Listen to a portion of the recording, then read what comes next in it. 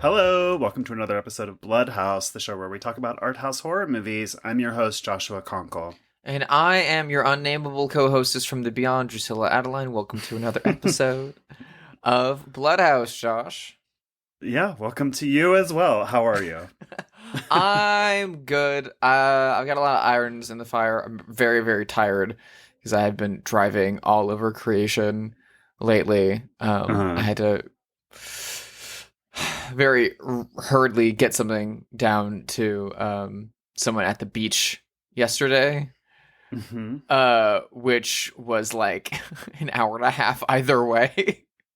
What are you? I feel like you're beating around the bush. What did you have to deliver? Is this like a drug story or something? Like, no, a friend forgot something, and so I just had to like bring it out to them. But like, I like it. I like an excuse to drive. I like after living in Chicago for so many years, where like everything is like the train, and you just like.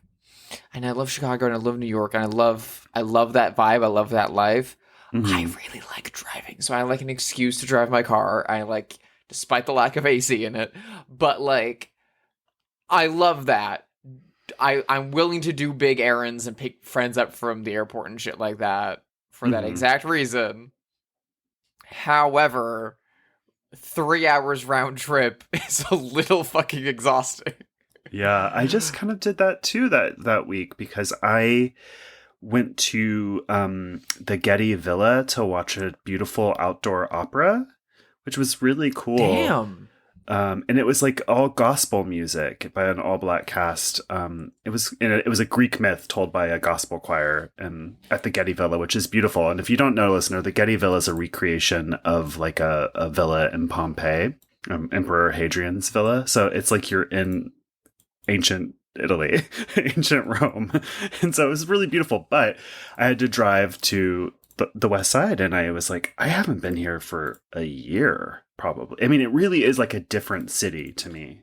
It is. It almost feels like leaving the States sometimes. Yeah, it feels like I'm in a completely different city. And if a friend moves to the West Side, I'm like, cool. Bye. It was nice to know you. It's now a long distance relationship. Exactly. Yeah. I have a friend who was telling me that he's planning on moving out of the country, and I have another friend who just moved out of the country to England. And I was like, damn, I'm not going to see them ever again. What a shame. We'll keep up on social media. And I feel the exact same way with friends who just live like in Santa Monica. I had a friend who just lived in Santa Monica, and I was like, damn, he's so far away. And then I like thought about him again recently, and I like reached out, and he was like, I live in Canada now. And I'm like, oh, so you're closer. Cool, great. It does feel closer somehow. I don't know why. It's just a weird, funny LA thing, I guess. How are you? Have you been watching anything cool? I have been. I had a little bit. I had a weird window of downtime the other day. And this is just an example of how like busy I've been. Where I knew I had about like an hour, maybe more, maybe less, where I had nothing to do, like 2 or 3 days ago. And that's like, what do you do with that? What do you do with like, you have this amount of time to relax, go relax. You can't get yourself into the right headspace. You can't like, it's not enough time to like read a book really enough to like really get into it. It's not enough time to watch a full movie. It just kind of tripped me up, and I like started wasting some of that time thinking about how to use that time, and it got really in my head. I ended up on the Criterion channel, as I'm wont to do, and they have a section on there where they break movies down, like categorically by their runtimes, and so they have movies available that are like under an hour long. They also have short films that are like, 25 minutes, 15 minutes, things like that under like a category, and like movies under 90 minutes and stuff. But there's specifically a movies under 60 minutes category. And technically to be a feature film, you just have to be over 45 minutes. So, and some of my favorite movies are like 45 to 60 minutes long, like Buñuel's Simon of the Desert. A lot of the original Universal Monster movies are like 60 minutes long. They're fucking bangers. I stumbled on this absolutely insane and gorgeous 1930s French movie called The Erl King. Okay. Directed by Marie-Louise Iribe, or Iribe, who was like one of the earliest French female filmmakers at the same time as like Jean Vigo. Similar to Jean Vigo, she also died like way too soon. She died in like her 30s. This is one of the only features she ever made. And it's like this insanely, like, technically for the time, special effects heavy myth or fairy tale adaptation. It's based on a story by Goethe, who wrote Faust. And it's the story of a father traveling with his sick son on horseback through the woods at night.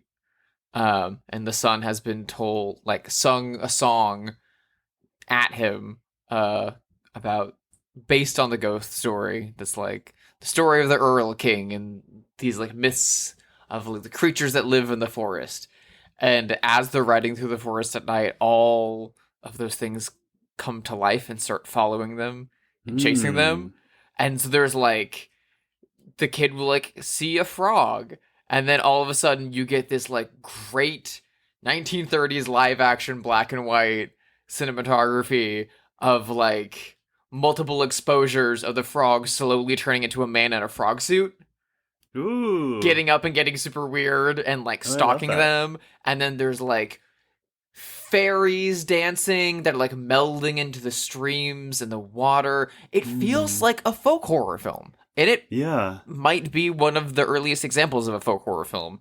They are eventually chased by the Erl King. It reminds me a lot of The Legend of Sleepy Hollow. The Disney one? I just mean the story. The general story. Okay. The general story. I probably saw the Disney one as a kid at like a haunted hayride thing in Indiana as a kid. It's really beautiful, to be honest. I just rewatched it. But it has a lot of that vibe where you can't tell what's myth, what's real, and what's in the characters' imaginations. And it has real world consequences, and it is so beautifully made. It is so fucking gorgeous and insane. I feel like so many different little shots have probably been pulled out and turned into like GIFs. They're all over like hipster girls Tumblrs and things like that. Yeah, totally. Highly recommend it. So good. If you like Jean Cocteau's films, if you like Hell Comes to Frogtown.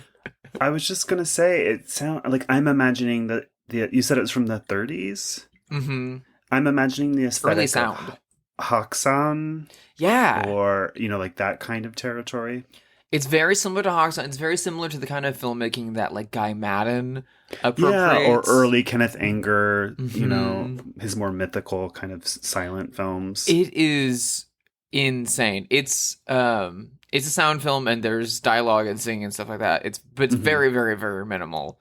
It absolutely also seems like the kind of thing that would be like projected on the wall in the background of like a hipstery loft party in Soho or something. Yeah. If you've got like time to kill and you're looking for like a short little burst of like fear and inspiration and magic, like definitely look this up. It's so good. It's streaming on the Criterion channel. I don't know, like it looks like it was restored by Flickr Alley. I believe they released it on a home video release of like early French filmmakers or early female filmmakers. It's incredible. I loved it so much. The Erl King. ERL. It's not like my name is Erl King. Right. Yeah, I've not stopped thinking about it since I saw it, and I just... That sounds so good. I want to bathe in it. Yeah. Well, this episode is a commercial for Criterion, I guess, because I was going to talk about those Criterion categories as well. I was at a friend's house and we decided to watch a movie, and so we went to Criterion, and they have a category right now of 70s car movies. Oh, hell yeah. which I don't know that much about. I've seen Road Games, you know. I've never seen The Vanishing Point. You know, there's a lot of them that I haven't seen. So we decided to watch. I hear it's really good. It's a little homophobic. That's okay. It's old. You know, I don't care. I don't get my panties in a bunch about things like that. But, you know, and I love Quentin Tarantino's Death Proof. I think it's secretly like his best movie. Anyway, so we decided to watch the movie Duel, which is Steven Spielberg's first movie, which I'd never seen. And it's from like 1971 or 72. And it's very simply a man in a small car decides to pass a slow moving, heavily polluting Mack truck, and then the person in the Mack truck gets mad at him and basically chases him all around Southern California. So it's kind of like a thriller horror movie, but it's very simple, and it's Steven Spielberg and it's his first movie, but it was just a reminder like, oh, he's really fucking good. And you know, like as a craftsperson, I kind of take him for granted because he makes these like very mainstream blockbuster movies, which frankly I'm not usually that interested in. Mm-hmm. But whenever I rewatch Jaws and now seeing this, I'm like, oh yeah, he's really, really good. You know? Yeah.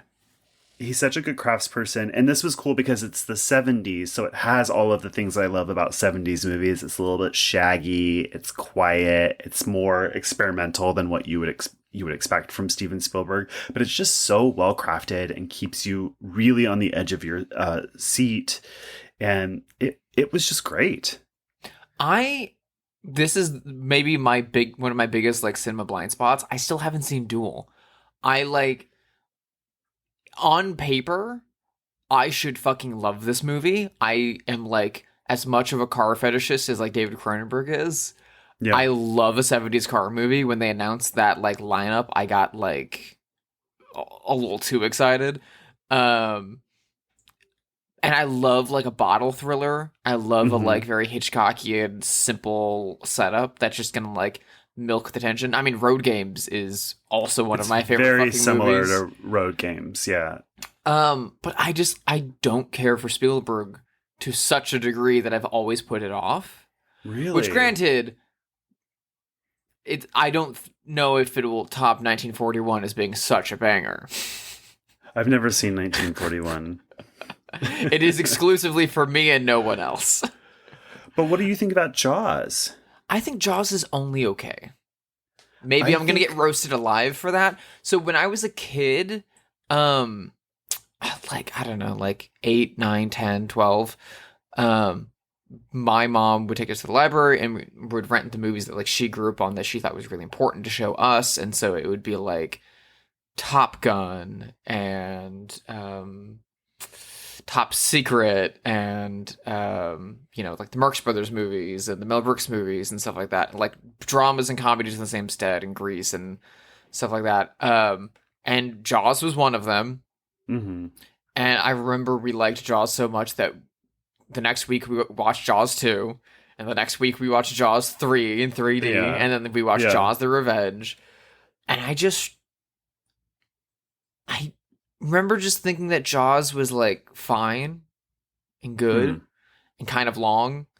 And it is a bit slow for children, but you know. Oh yeah.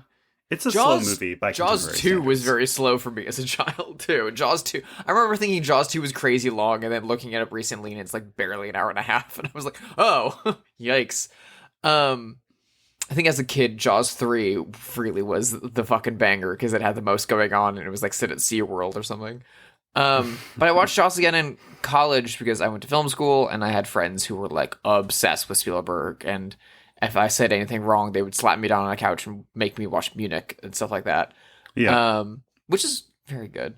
And so I watched Jaws again then. I still like, it's kind of the same thing I have with Halloween, where I'm like, I can see the importance of this. The craft is for sure there, even if you don't like the movie. Yeah, I can see the craft, but I don't see anything other than the craft. It's kind of like if you go to like a 5-star restaurant and they're like, "Oh, we do one of like the absolute best like simple like pasta, like puttanesca or something, like very, very simple pasta recipes in the world. And you're like, okay, you like, the noodles are great. You handmade these noodles, and like the olive oil is imported from Italy, and it's like very, very nice.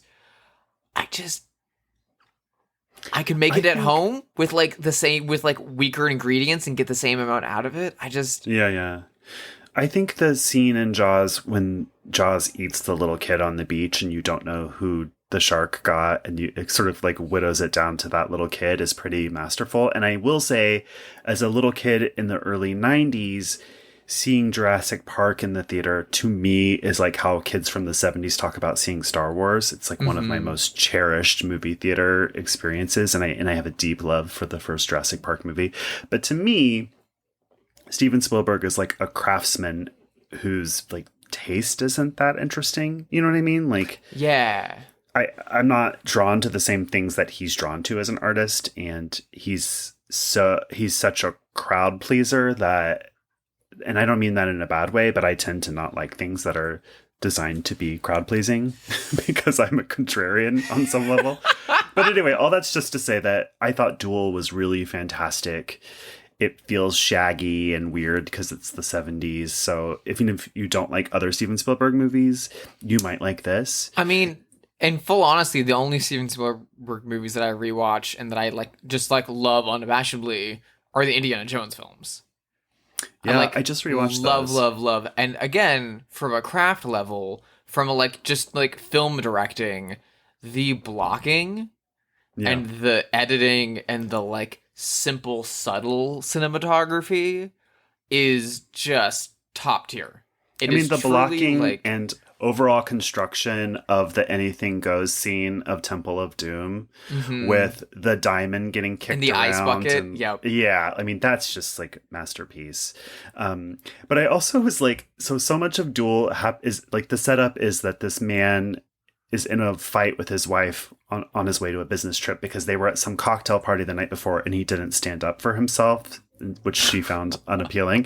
And I was like, God, filmmakers in the 70s were really worried about masculinity. Like, I thought about Straw Dogs and I thought about Deliverance and like all these movies where it's like, what is it to be a man? And like, if you're like a contemporary urban man, are you really a man? And like these sort of questions. And I was like, gosh, I really don't care about that question. And it feels so irrelevant to me. And yet these movies really are so appealing to me because I love all three of those movies. So it's just a funny thing. I mean, I feel like every single Sam Peckinpah movie is like that. Yeah. But every single time I watch, especially Straw Dogs, but like anything else, Alfredo Garcia, like all of those movies. And every single time I watch any of them, I can only now think about the I Think You Should Leave sketch where Tim Robinson is married to Cecily Strong and they go to see a magician.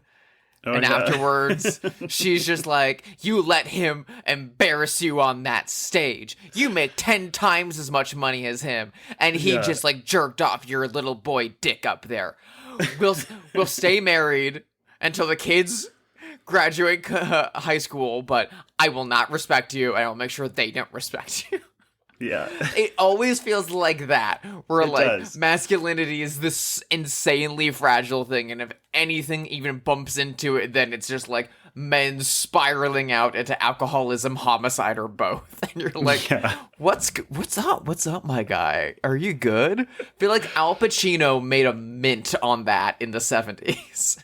It's so weird. And again, like, it's not an issue that I'm really particularly interested in on a surface level, or I feel is relevant to me as like a queer, basically NB, but I just like, but I like those movies so much. I don't know. Well, it's also like, you know, here was an idea. What's masculinity in America look like at this time? A lot of people stood up and answered that question for us. Now we don't need to have it answered ever again. Yeah. Well, I don't know. See, that's the other thing is that, like, we talk a lot about toxic masculinity, which has been a really important discussion, except that masculinity is not inherently toxic. Like, there's just toxic version. Forms of it. Yeah. Yeah. And it feels like now it's considered like all masculinity is toxic. And it's like, maybe I miss movies for men? Is that like, maybe, is that weird to say? Like, I'm just sort of craving that, which I've never felt before because I only wanted to watch movies for women in my entire life. So, well, you'll just have to go see Sound of Freedom, and you go have to get some Andrew Tate movies up in you. God. No, that's not what I'm doing here. That's what movies this for is. men. That's not what this is. This is not like a men's rights activism thing. I just like noting a particular weird thing that I'm experiencing. Well, speaking of men with very shitty takes, let's talk about H.P. Lovecraft in today's movie. Yes. Very adept move away from that awkward conversation that I might edit out.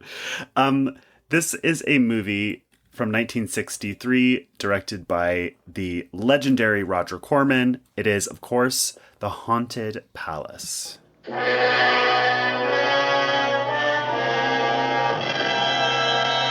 are invited to an open house where horror will be your host. The Haunted Palace.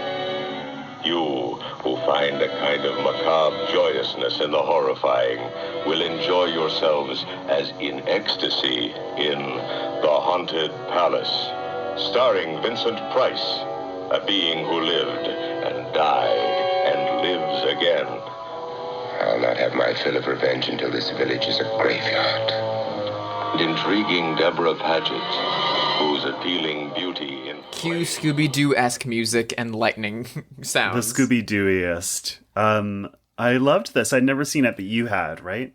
Yes, this was one of the, 20 or so movies that I saw. That's too many. 12 or so movies that I saw at the, 12-hour, 24-hour, horror marathon that I attended in college that made me the big horror fan I am today. That was, Tenebrae and Black Christmas and fucking Twins of Evil and shit like that. So, yeah. This is a very formative one for me. I had grown up with Vincent Price movies. My uncle used to show me The Fly and Return the Fly a lot whenever they would be on TV. And, he was just I also grew up with, the 13 Ghosts of Scooby-Doo, so I knew who Vincent Van Gogh was. But this was my first, true Price Gothic, and getting to see it in theaters, getting to see it on film, really seared it into my brain. And what I didn't know at the time was that even though it's marketed in every way, shape, and form as a Gothic, and specifically as a linchpin in the continuing Roger Corman Poe cycle, it is only 1% of it is actually Edgar Allan Poe. It is, in actual fact, through and through Lovecraft. Yeah. And they made 8 of those Edgar Allan Poe movies, yeah. And to the extent that they misspell... Technically 7. Well, yeah, because this doesn't count. And they even misspell Edgar Allan Poe's name in the opening credits. Mm-hmm. I did not grow up with Vincent Price, actually. I knew who he was, probably because of Thriller, to be honest, because I was an 80s kid. Another great thing that Michael Jackson gave to children. Vincent Price. One of many. One of many.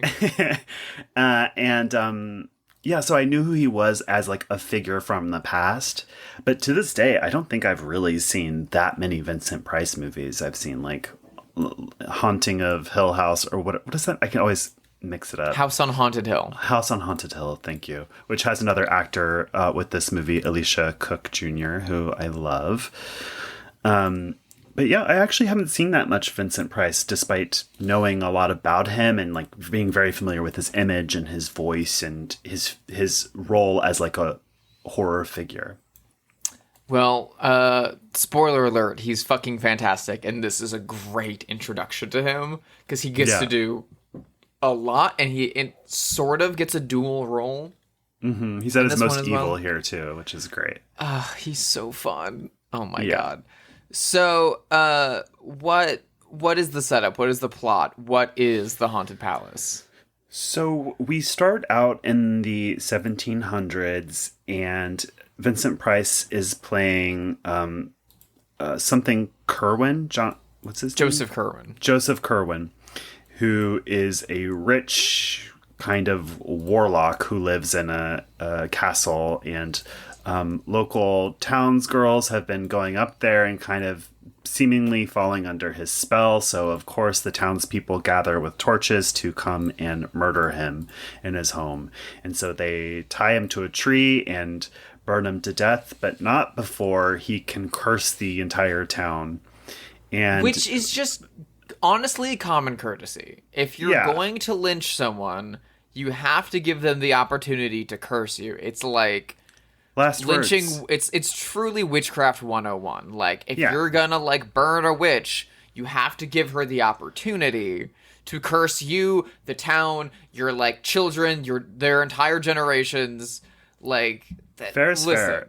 Listen, if you condemn me to death and you give me last words, I'm going to use those last words to curse you and your offspring.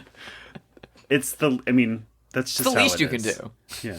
So anyway, we fast forward 100 and some years to the 1800s, and Vincent Price is now playing another character whose name is Charles Dexter Ward. Charles Dexter Ward. And that's also the name of the H.P. Lovecraft story, like The Case of Charles Dexter Ward or something like that. So he's returning to this village because he has inherited this castle from a long-lost ancestor that he knew nothing about. And he's with his young wife, who's played by Anne Patchett. And they... Or Paget. We may never know. I don't know. She retired after this film. This is her last movie. And so he stops at the local inn, and the townspeople kind of do the record scratch, Friday the 13th thing. They don't want him here. He goes to the castle anyway, despite their warnings, becomes entranced with a painting of his ancestor, which is him, and starts to fall under the spell of his dead ancestor. If you've seen Young Frankenstein, you know this plot. You know the way that a painting can possess you to just start becoming your ancestor all over again. Yeah. Again, this is classic. This is textbook. We've all been there. Yeah.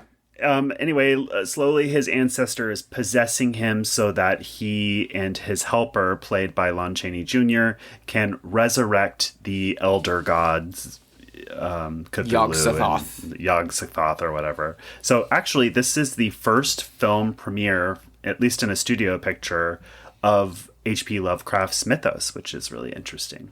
Or any H.P. Lovecraft at all. Yeah. I mean, much like Poe, Lovecraft was like not well regarded in his own time. Well, he was kind of a nobody. I mean, he wrote in these like pulp magazines and stuff, but I did a little digging, and this movie is ahead of its time because he sort of rose in popularity in the 1970s. Like, sort of nerdy people started to find and really love his work. So at this time, he was dead and like kind of a nobody. Yeah, shame. It's great when you can get in there and find that good IP before anyone else does. You gotta get in there, dig up the bones of some dead weirdo, take his shit so you don't have to pay him. It's great. Now, did you want to... I guess I should add to my synopsis that in this townspeople in the current timeline, they're having like deformed children with no eyes or no mouths or things like that, sort of like weird deformed offspring. Which some of which allow to just walk the street and be normal human beings, and some very belligerent townsfolk lock inside their attics and treat like beasts and monsters. Yes. So, you know. But the big reveal is that in both timelines, this cult has been using young women to try to breed them with Yog-Sothoth, the ancient Cthulhu, the ancient Lovecraft god, and that's what's created these mutants. Is that it? I mean, yeah, basically, is that they are taking women down and he's hypnotizing them with magic or with just his Vincent Priceian ways, more than likely. And then chaining them up over a large pit in the dungeon, which is absolutely just the set from The Pit and the Pendulum reused to wonderful degree, where there is a gate at the bottom of an altar where there's like a little hazy filter over a couple little like statue kind of dudes down there that are supposed to be otherworldly, alien, creature-y kind of little fibbly boys. And yeah, the assumption is that they're down there fucking the unnameable ones. Mm-hmm. And you know what? I don't think they had to hypnotize a lot of ladies to be wanting to fuck the unnameable ones, considering the dudes in this town. Yeah.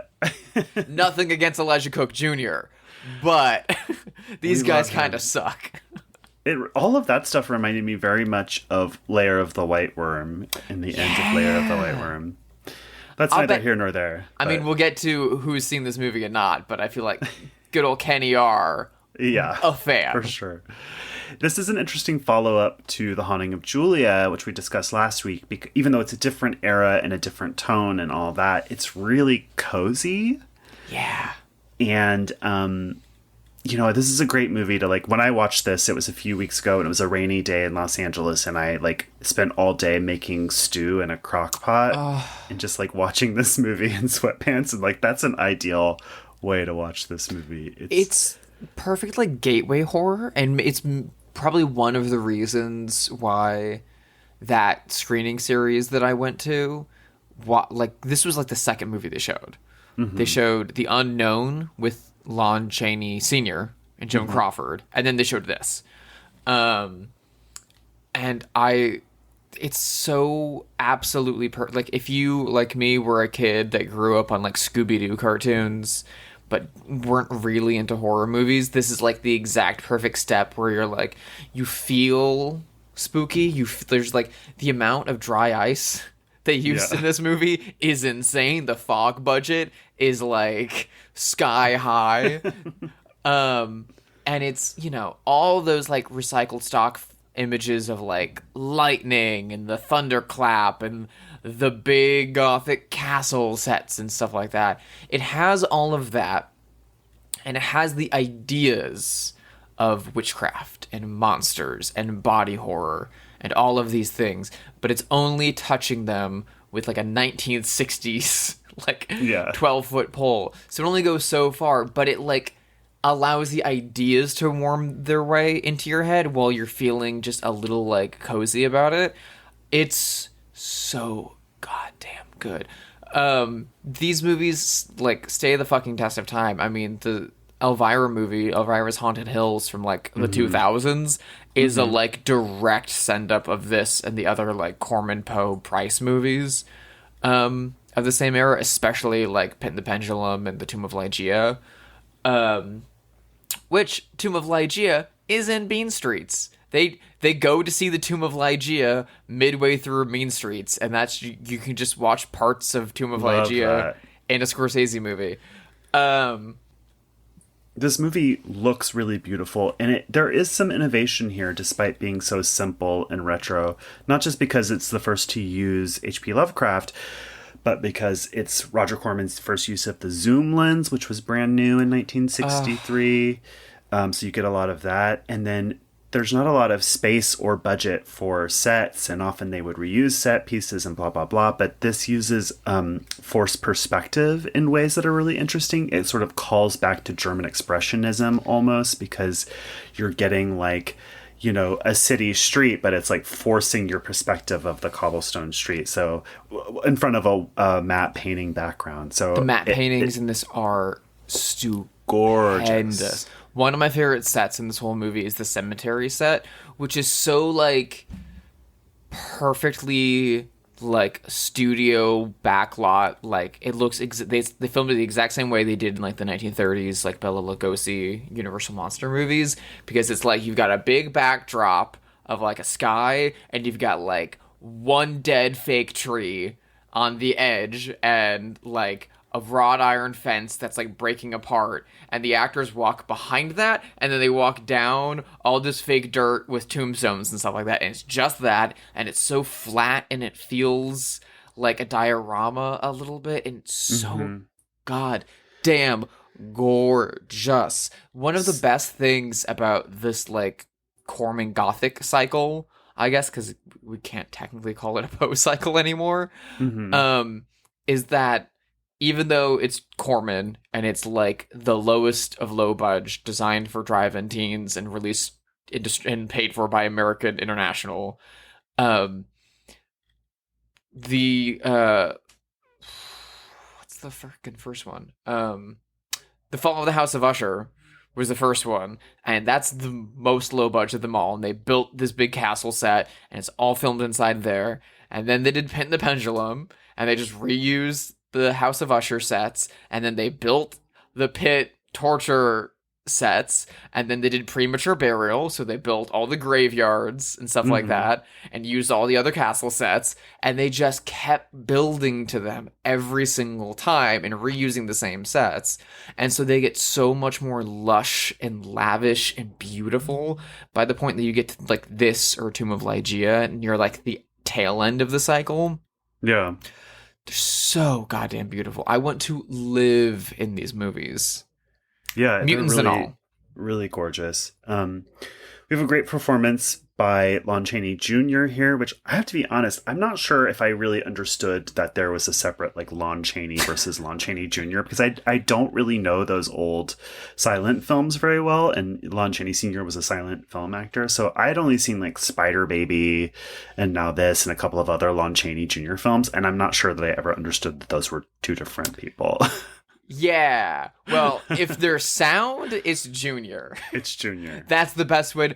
And I think, you know, this is entirely a taste thing, but I feel like 90% of audiences would agree that Lon Chaney is vastly superior to Lon Chaney Jr. A lot of fans of like 40s through 60s gothic horror films tend to bemoan at least pleasantly bemoan Lon Chaney Jr.'s presence in a lot of these movies, because like, listen, if you can't get Bela Lugosi, you can't get Boris Karloff, and you can't get Basil Rathbone, and you just need someone else, he's there. Yeah, so this was supposed to be Boris Karloff, who unfortunately had fallen ill on the set of Black Sabbath and couldn't do this.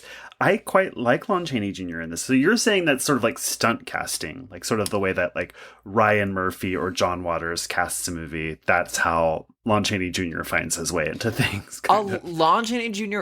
and Boris Karloff and Bela Lugosi, all those, and Vincent Price, all those horror guys, especially by the time that you got around the 1960s and the like drive-in era of the horror movies was happening, and those like 30s and 40s Universal monster movies that all of these guys made, including Vincent Price, were now like playing on TV all the time, and like young 60s audiences could be like goaded out to go see like a teen beach bop movie with the promise that Vincent Price was going to be in it. That's like a thing that happened.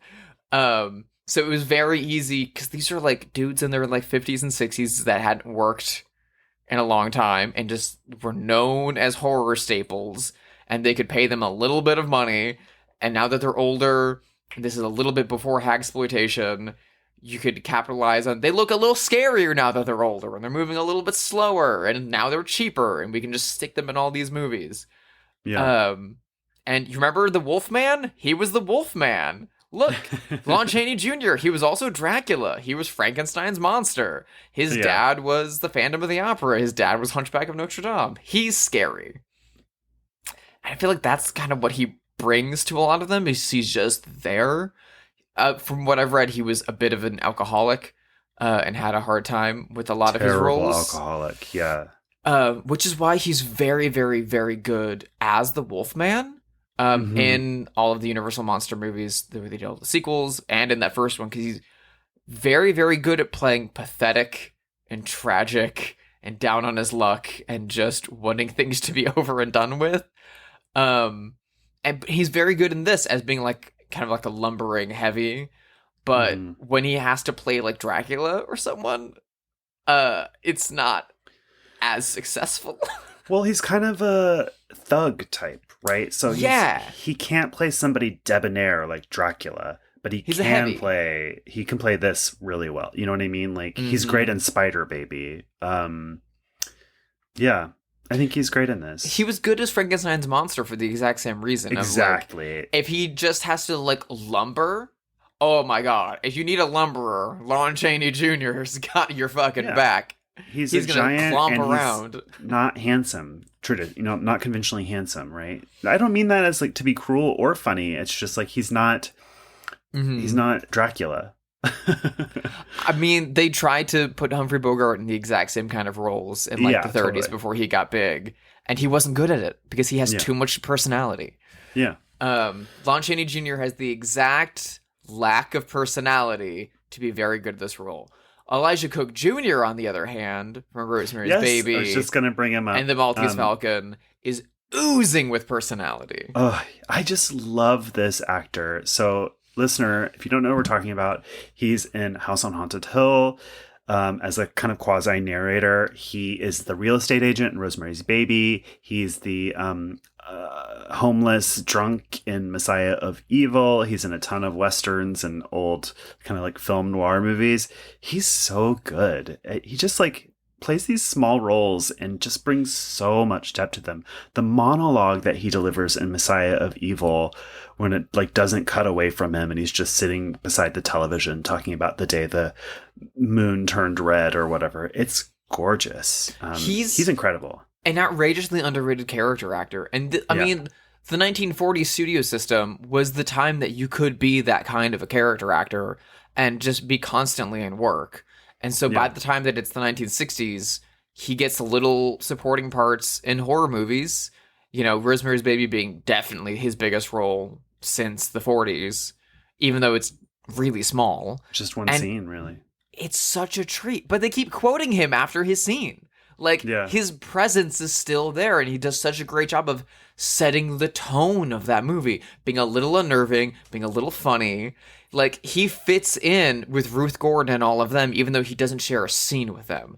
Like, he gets the tone of everything. In the 40s, he was in, like, Hell's a Poppin' and stuff, and he was doing physical comedy, and he was doing, like, bit work and stuff like that. And then, you know, then he was playing heavies, and he was in film noirs. And then by the, like, this stage of his career, it's nothing but horror movies.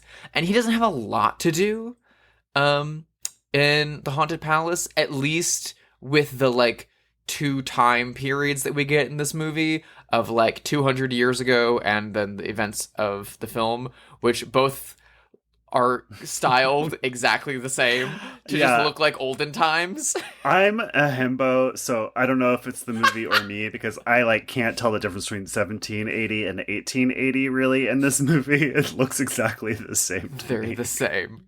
Yeah, okay. Basically, in like movies, if you're doing any like quote unquote past, especially like a low budget movie like this, it's just like the past, and that's like 1,000 years of like the past. There could be a king and Shakespeare could walk in and you'd be like, sure, why not?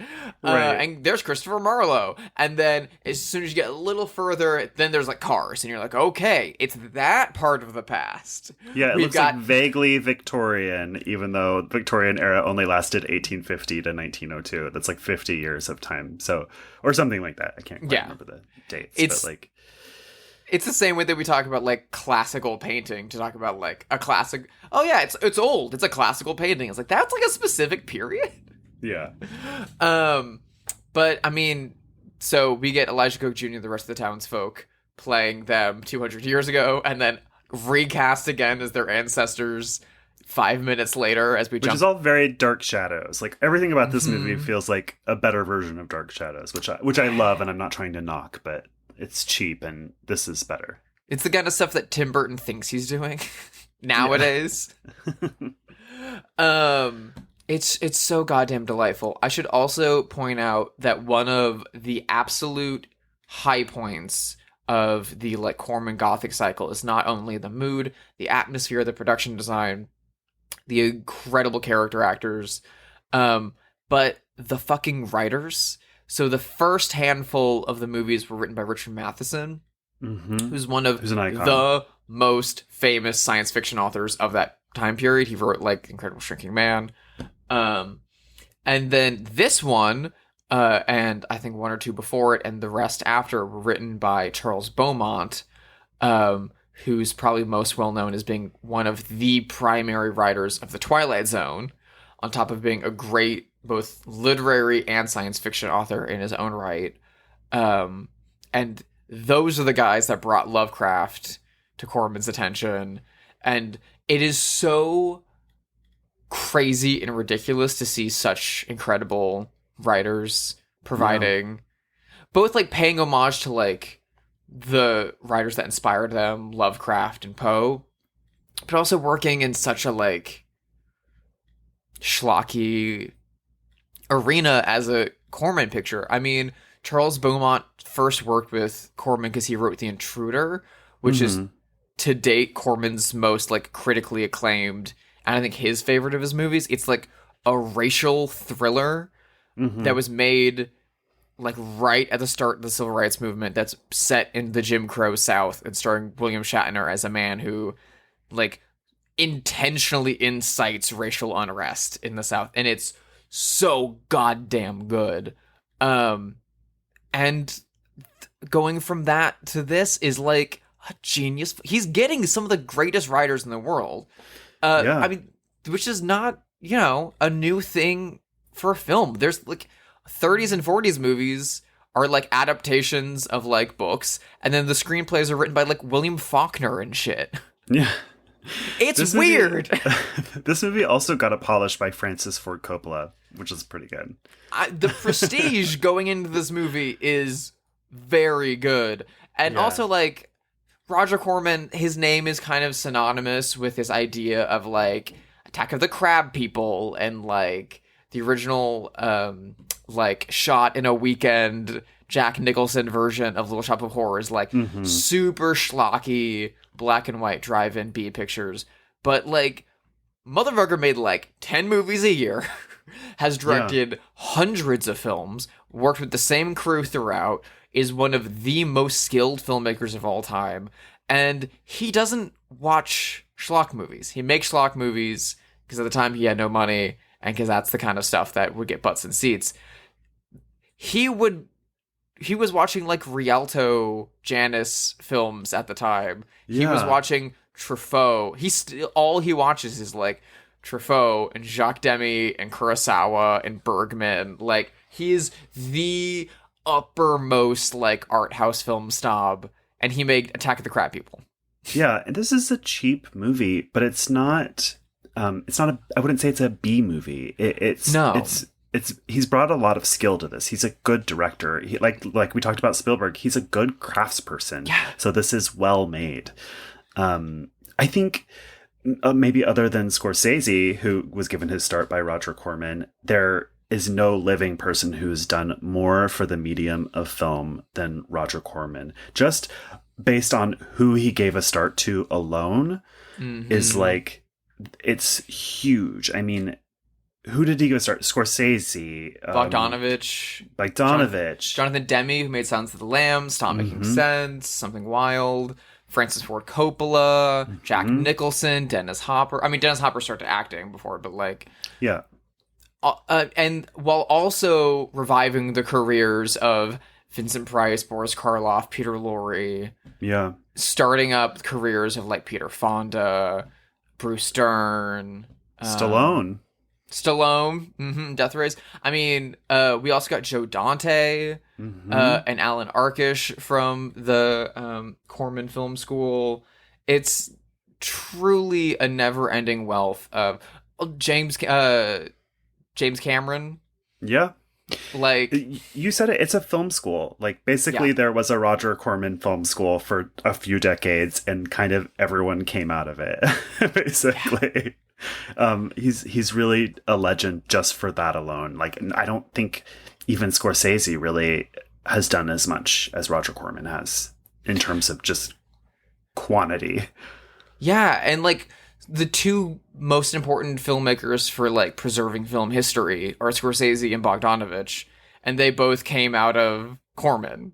Yeah, because Corman shares that love. I mean, Bogdanovich always said that like he met Roger Corman and started working for him at a screening of Jacques Demy's Bay of Angels. They just happened to be this, like, they were like two of the very few people in the audience for a Jacques Demy movie, and they recognized each other, and then they were like, oh, cool, you should work on my motorcycle picture. Why not? Fuck it. And then we got Targets out of that. And then we got Paper Moon and Last Picture Show. All of that because these two dudes shared a love of gorgeous French New Wave stuff and wanted to make movies, no matter what, that they wanted to make exploitation movies for teenagers. Like, I love that shit so much. You can have both. Yeah, totally. Is there anything else you'd like to say about this before we move on? Other than the fact that I relate very, very strongly to the plot of this movie, in which Vincent Price is possessed by his great ancestor, Joseph Kerwin, convinced to do evil things, because I found out a few years after originally seeing this movie that I'm related to H.P. Lovecraft. Oh my god. Are you joking? Yeah, so I did like an ancestry thing when I was living in Florida for a little bit of time because I had nothing better to do. And yeah, so full name was Howard Phillips Lovecraft. Phillips was not his middle name. It was, I think, his father's last name, and Lovecraft was his maiden's, and his father abandoned them, and so he went with Lovecraft as his like authorial pen name. And the like Phillips line of my family goes back to the same parts of like Germany that his family went back to. Oh my god. And they like came through Boston and the East Coast together, and then part of them split off and moved to the Midwest and became farmers. And I am from that line of it, and it is very, very, very, very funky to me that guy who is known to the internet as being that super racist dude, which like he was. Yes. But he also then later in life wasn't. So it's a little complicated. It was so weird for me after finding that out, going to Guillermo del Toro's exhibit at LACMA that he had a few years ago, where he had a lot of the like ephemera from his bleak house on display, and he had a life-size wax figure of H.P. Lovecraft. It was very, very weird to just stand there and stare at a man that is a relative of mine. Yeah. It was very, very, very bizarre. I found those life-size wax models very, very moving. Being in his presence scared the shit out of me, and then being near he also had one of Ray Harryhausen that just for some reason being next to it just brought me to tears, and I don't know why. It was very, very moving. I went multiple times. Anyway, waxworks are very strange, just generally. Yeah. Well, speaking of Vincent Price, go check out House of Wax, and the even better 1930s version, Mystery of the Wax Museum. Yeah. Well, let's move on to Have They Seen It, the game where we speculate wildly whether notable figures have seen this film. I have somebody in mind who's random. This movie is very cozy and very comforting. And who loves coziness more than Oprah? Do you think Oprah has ever seen Haunted Palace? I can believe she has, to be honest. Okay. I want to hear your beliefs on that in a second. All I know about Oprah's relation to horror comes from the time in the 90s when she was invited to a press screening of an Interview with a Vampire and walked out. I got very mad at Tom Cruise. I remember, Drusilla, so clearly an Oprah episode dedicated to the, quote, controversy of Interview with the Vampire, where she had the full cast on. And you would think by the discussion in this episode, and this is before the movie came out to the public, so I thought we were going to get, like, Cannibal Holocaust or something based on her reaction. And like the bisexuality of the movie is, even though it barely exists and is so subtle, but for the early 90s it's quite extreme. I don't know, it was like 100 Days of Solo or whatever that movie is, you know. Yeah. It's so wild. Good lord. I think about that frequently because my mother was the kind of person who watched Oprah in the 90s. Me too. I mean, I watched her every day after school. Yeah. That's what it's on. And I think a lot of that controversy around it only like made people go more. Mm-hmm. And that like my mother went specifically saw it in theaters. She also saw the Gary Oldman Dracula. Like she watched all of those like horned up vampire movies in the 90s in the theaters. And then not long after I was born, and I just, all I'm saying is, like, psychic thoughts, like, breed certain things. Yeah. I think she could have seen it because she grew up poor, which to me means she probably watched a lot of TV as a kid. That's what I did. That's fair. And I feel that's like fair. she could have seen it on TV as a kid. And like, I feel like, okay, that's fair. I feel like in that context, if you mentioned this movie to Oprah, or if you were like over at Oprah's like ski chalet, like I assume she lives in a chateau. She lives in a like 42 bedroom mansion kind of deal. At this point, I feel like if you were like over there having wine with her and you were like, Oprah, what's the scariest movie you've ever seen? And she'd probably be like, when I was a child, I saw this horrifying thing on television. It was in black and white because we only had like channel 7 in Chicago. Yeah. And they strapped Vincent Price to a tree and they burned him alive and all this stuff like that. And I feel like that would be the context in which she remembers it. Yeah. Of like if she had an older brother who like made her watch this horror movie when she was super young and it traumatized her. I feel like that's the only context in which she I'd buy that. Would have seen the Haunted Palace. Yeah. If not, I feel like if you were like, Oprah, oh my god, you would love this movie, she would like A, refuse to watch it, B, never talk to you again. That's just my take. So the script touch-ups, as you mentioned, to this movie were done by Corman's assistant director, and would go on to be director for Corman, and then Academy Award-winning director of what some people claim to be the best movie ever made, which I assume they mean Dracula, Francis Ford Coppola. He, of course, influenced cinema by producing a lot more people into the market, unlike Corman did, but by having sex with people and producing children, and the same thing with his family members, and a lot of like Nepo baby happening. Sure. But the most important of them would be Nicky Coppola, aka Nicolas motherfucking Cage, who has a long history of loving horror films, loving silent era horror films specifically, and as of recently, doing H.P. Lovecraft adaptations. He was in the, rapist Richard Stanley adaptation of The Color Out of Space. Do you think that Nicolas Cage has seen Haunted Palace? I do. For all the reasons that you've stated, I think he's well watched in this genre. I think he loves old movies. He's played Dracula. He's been in H.P. Lovecraft movies. I think for sure.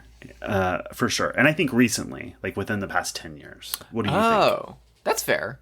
I feel like this is the kind of movie that, like, if you were at Nicolas Cage's house, like, I feel like it's probably a big house, and I feel like there's a TV in every room, and I feel like you would walk past a room and every TV would be on, and they'd all be playing a different thing. So I feel like he has one room in his house that, like, his bedroom is playing The Cabinet of Dr. Caligari, and then the living room is playing fucking, like, Sunrise, the F.W. Murnau movie, and then, like, I feel like if you were, like, went to the, like, third floor guest room bathroom, there'd have a TV that's just showing Haunted Palace on a loop, or, like, any of these, like, Corman Poe movies, and you'd be like, yeah, okay. He needs this as a comfort watch, like a little blanket all the time. Well, that's the ideal way to watch this. I mean, I made soup while I watched it, but I think that you could put this on and do some sewing if you're into that, or some needlework, or if you're a craftsperson an artist of some sort. Like, this is a great thing to have on in the background while you do something else. Mm-hmm. Not in a bad way, just in like a comforting way. I mean, one of my best friends in SoCal, my friend Bree, runs a little shop called Baby Fangs and makes gorgeous pieces. And like every time I go hang out with Bree, they just constantly have like literally these movies on. Like last time I was over there, they had like Tales of Terror on, just like Vincent Price movies on in the background. I think through like Tubi or something like that, as they're like designing new products and stuff like that. Well, they're also like that's the pretty vibe. Inoffensive, right? Like, that's why I believe that Oprah could like this movie. Actually, like it's comforting. It's not offensive. It gives spooky Halloween vibes that are safe. It's a nice movie, actually. They're like Halloween movies in the same way that like Miracle on 34th Street is like a Christmas movie. 100%. It's like safe for the family. It gets Yep. the vibes across. Yeah. Like, I wish I'd seen this as a kid. I wish, like, we'd roast, like, marshmallows over the fire on October 30th and put on, like, Roger Corman movies that, like, wow, what a childhood I would have had. Yeah. I'd be an even weirder person today. Could you believe it? I just thought of this person randomly because they're like kind of, I thought this is a gothic movie. And then I thought of a goth person who isn't really goth, to be honest. I don't know how it got there anyway. That's all just to say this is a random person. I'm thinking of LA Ink star Kat Von D. Do you think that she has seen this movie? I think she's absolutely seen this movie. I think she's the kind of person who, like, puts these movies on in the background on a loop. While she's doing tattoos. While she's doing tattoos, or while she's, like, sketching out ideas for new tattoos, or while she's baking bread or something like that. Or, like, scooping out her cat's litter box. But I feel like because of that, because she just, like, binges them like that, I feel like if you asked her to, like, name a favorite, or if you asked her for, like, specific details on one, she probably wouldn't. They would probably just, like, blend together. Or even if you asked her if she'd seen this, she would say no, even though she has, just because it's just wallpaper and she didn't, like, kind of mark it. Yeah, something along that line. Which is, like, that's not a criticism. I do the exact same fucking thing. Absolutely. All the time with very specific kinds of movies. And I've done that with these movies. This one just happens to be my favorite of them, so I watch it the most. This one is ahead of the pack, I think, of the ones that I've seen, for sure. Yeah. It's a bit more artful and a bit more special to me. If you like this one, I highly recommend checking out Pit and the Pendulum with Barbara Steele. I have seen that, which is and great. Premature Burial, which doesn't star Vincent Price, but stars Ray Milland instead. That I have not seen. That one is really, really beautiful. Yeah. This obviously is such a big gothic film of the 1960s, and, like, weirdly, the, like, gothic film was having a big resurgence in the 1960s. In England, Hammer Studios was, like, rolling out Christopher Lee and Peter Cushing into as many movies as they could fit them in. And in Italy, Mario Bava was doing everything that he could to do gothics and to invent the giallo genre. As you mentioned, Boris Karloff was over there instead of making Black Sabbath, instead of being in the States to make this. Or I think they shot some of these in England. Do you think Bava watched Haunted Palace? Do you think he's seen any of these? I know that Barbara Steele was cast in Pit and the Pendulum because Corman liked Black Sunday. Mm-hmm. But do you think the snake was eating itself? Do you think Bava saw the Italian release of Haunted Palace? I don't know. I could kind of go either way because, this is the kind of movie that Bava is referencing, but he's already making them. So he's, like, kind of referencing the ones that came before this, right? And I can kind of believe that he's, like, a business person who actually doesn't watch the kinds of things that he makes. But I want to say yes. What about you? I feel like I've always gotten contradictory reads from different, like, historians. I still need to read Tim Lucas's book on Murray Bava, but some suggest that he was making horror movies the same way Corman was, because, like, and H.G. Lewis, because, like, gash in a buck, but mostly watched, like, wanted to be Fellini, wanted to make stuff like that.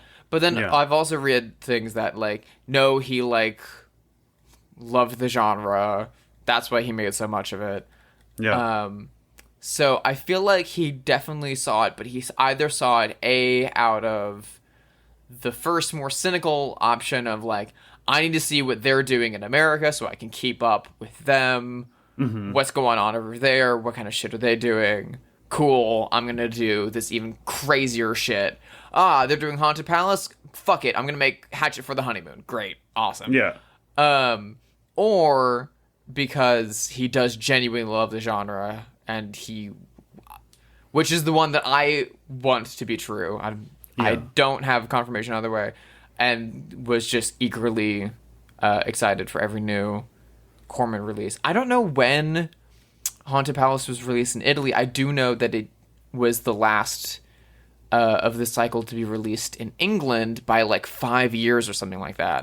For God knows why. Who knows? Yeah. Interesting. I will say the one filmmaker I wish had seen this and took a note from its execution is Michael Winner. I feel like Michael Winner, the director of The Sentinel, maybe could have like learned a thing or two about how to do looming like mobs of people. Just a hint. He probably, on a limited prosthetics budget, Michael, you could have done a lot more. But he's dead and Corman's still alive, so what am I saying? Thank God Roger Corman's still alive. I know. Fucker's in his 90s and he's still, like, doing well. I saw him and Joe Dante at a screening 2018, probably, at the New Beverly of The Man with the X-Ray Eyes. And, like, Joe Dante not only moderated it, but also, like, was the one who drove him there and, like, helped him, like, up the stage and stuff like that. So lovely. But Corman's, like, still together. Like, he's got all his faculties. He's, like, crazy sharp. He and Mel Brooks are really just, like, holding on. Yeah, thank goodness. Thank God, because they are the saints. Yeah, love them. Anyway, that's it for this episode of Bloodhouse. If you liked it, please rate it wherever you listen to podcasts. You can email us at bloodhousepod@gmail.com. You can follow us on Twitter or Instagram. Drusilla, shout out your accounts for people to follow. When is this episode dropping? 2 weeks from Monday. 2 weeks from Monday. So I need to see if I can mention something right. This will be on the 18th. Okay, yeah. Wait, let me make sure that's right. Monday. Yes, the 18th. Okay, sweet. You can find my work over at sisterhidedesign.com. And this is really important and really big, especially if you're listening, because you like goth movies and goth music and goth things. I have done new posters for The Cure for oh my God. their Riot Fest show in Chicago. And I have a limited batch for sale on there at sisterhidedesign.com. There is a link to get them. It is very limited. It is very first come, first serve. There's only a handful. I will be signing and numbering them. So get your hands on those as fast as you can. Those are very, very, very exciting. I was so goddamn lucky to work with one of the greatest bands of all time. That's so fucking cool. And for the Chicago show. I mean, I owe it to the bean every time. You can also follow me on Instagram at HideSister, and you can find me on Letterboxd. If you just look for Drusilla Adeline, you will find all of the little movies that I'm watching as I work my way into the spooky, ooky season. Josh, what about you? Where can people follow you and support you these days? It'll surprise you to know, I'm sure, that I was a really big Cure fan in middle school, and I love that band dearly. I am at Joshua Conkle on Instagram, Letterboxd, and Blue Sky. So, what are we watching next week? Next week, we are throwing off the restraints of the teenage drive-in classic, and we are going a little bit more highbrow, but not so much more highbrow. We're putting on our spectacles. We are taking out our passport. We are traveling to Czechoslovakia to give former Czech, to let you know the time period, what is now the Czech Republic, to watch the sensational, scandalous art house classic, The Cremator. I know 0 things about this movie, and I can't wait to watch it. See you next week. Bye.